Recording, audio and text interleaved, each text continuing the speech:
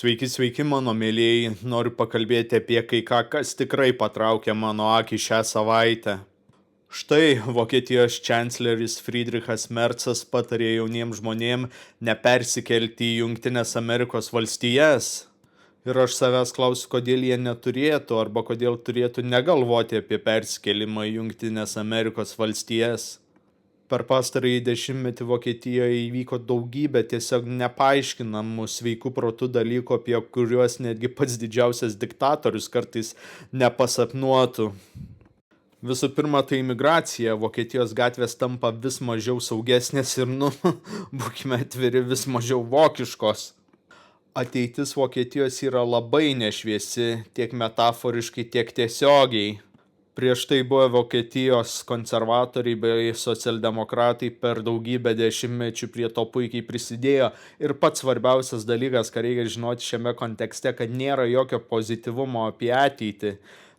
Ta prasme, dalykai taip blogėja, kad vokiečiai totaliai negalvoja, kad ateityje dalykai pagerės. Kitas, bent jau vienas teigiamas dalykas apie Vokietiją, kuris dar egzistavo daugybę metų prieš tai, tai buvo Vokietijos pramonė. Pramonė, kuri maitino pačią Vokietiją, visą ES biudžetą, ir būkime atviri Lietuvą, iš kur jūs galvojate, mes turėjome ekonominį augimą su nuolat deficitiniu biudžetu. Bet 2022 metais Vokietija į mirtį užsankcionavo savo pramonę, kas prisideda prie to, kad visa dabar pramonė persikelia į Jungtines valstijas arba Kiniją. O vyšnia ant torto tai vis didesnė Vokietijos cenzūra prieš savo gyventojus. Štai prieš kelis mėnesius buvau padaręs video, kaip Vokietijoje buvo suimtas vienas senukas, kuris tą patį kanclerį Merzą pavadino Pinokiu.